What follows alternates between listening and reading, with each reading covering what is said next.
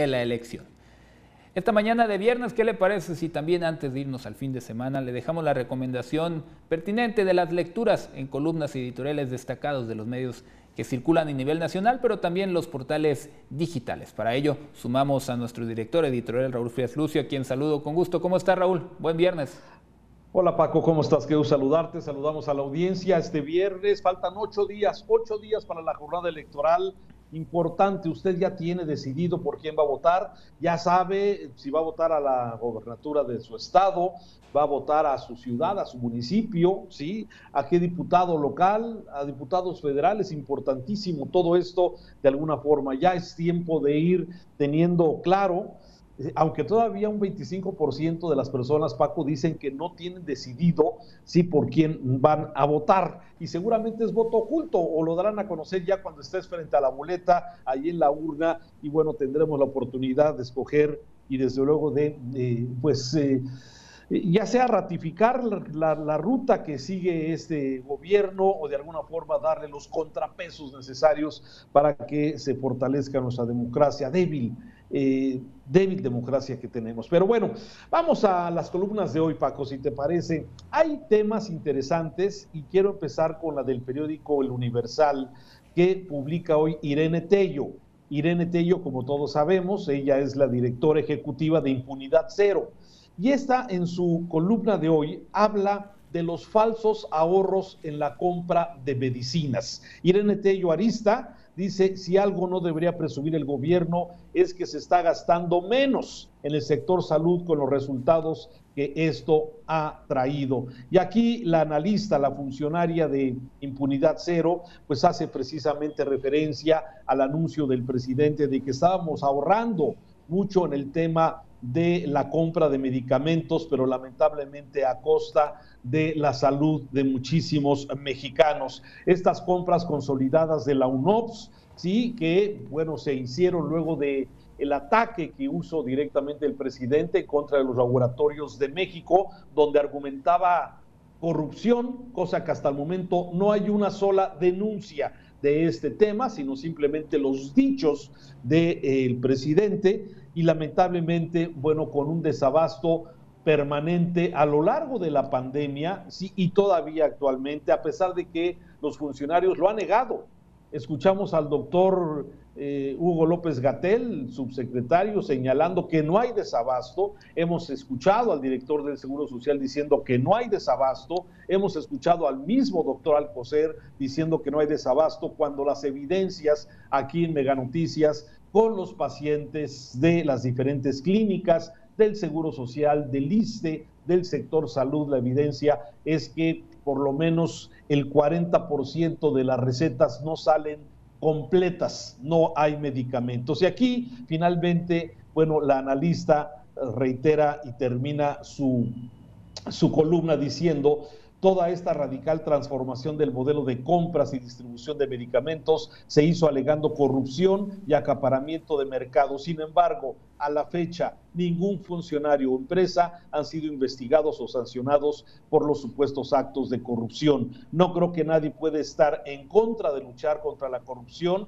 pero esto se hace investigando y sancionando, no se hace deshaciendo sistemas públicos a costa de la salud de millones de mexicanos. Una primera columna de mucho interés, Paco.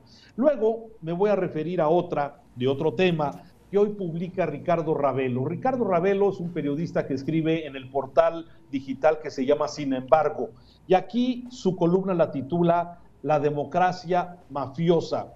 La sangre que corre por todo el territorio indica que en el país ya no se compite por un cargo de elección popular, sino lamentablemente sí, pues estás en una lucha al tipo crimen organizado.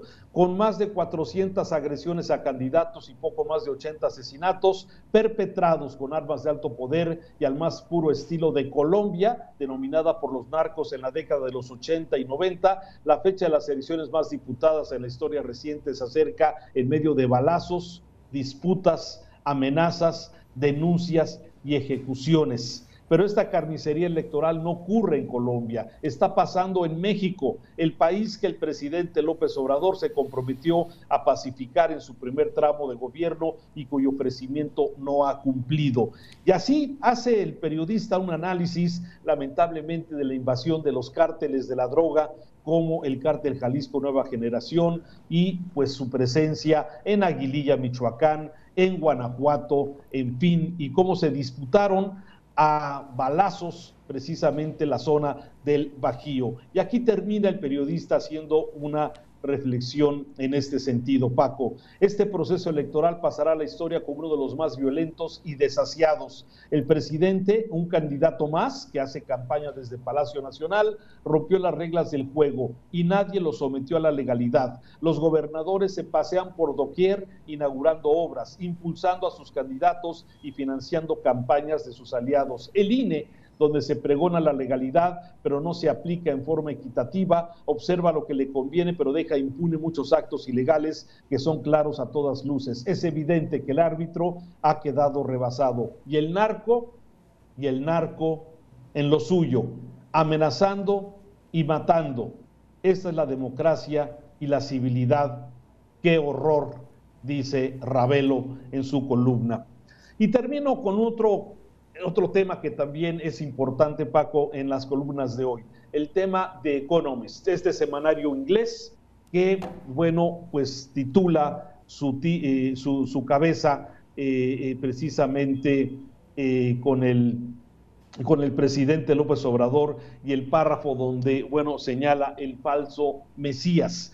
Y esto, de alguna forma, me parece que de todos los comentarios que hay de los editoriales de esta mañana sobre el tema de esta publicación inglesa, me parece que Enrique Quintana, en el periódico El Financiero, hace el análisis, me parece, más centrado, porque, híjole, cómo hay hígado en esto, ¿no? Hay filias y fobias, Paco, ¿sí? Hay quienes vieron esta portada del Economist, y bueno, pues para muchos lo celebraron como si fuera un triunfo electoral, mientras que los que respaldan, los simpatizantes de López Obrador, vieron esto en una auténtica conspiración mundial de los conservadores que se sienten amenazados en sus privilegios. Y me parece que esta visión de Enrique Quintana me gusta mucho, pero finalmente él pone el acento en el último párrafo de son varios artículos que hablan de México y del presidente López Obrador y del riesgo que representa para la democracia. Hay que leer el artículo, porque muchas veces nos vamos con la pura portada, pero hay que leerlo. Y hay ahí una parte que Enrique Quintana destaca correctamente, dice, ¿a quién es el mensaje del Economist? El Economista es un semanario que llega que lo leen los muy influyentes del mundo, ¿sí? Y de alguna forma, aquí Enrique Quintana dice que el destinatario de esta portada, de estos artículos, es precisamente los Estados Unidos.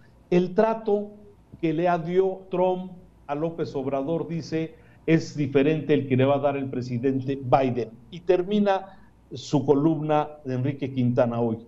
Quienes en México son lectores del Economist simplemente coincidieron con lo apuntado, que por cierto se lee con frecuencia en la prensa mexicana, y me temo que los partidarios del gobierno confunden la decisión de un consejo editorial con una conspiración interplanetaria. Me parece que lo que ubica Enrique Quintana es quién es el destinatario de esta portada, me dice, y piensa Enrique Quintana, lo suscribe, es precisamente del gobierno de los Estados Unidos. ¿Qué decisión tomará?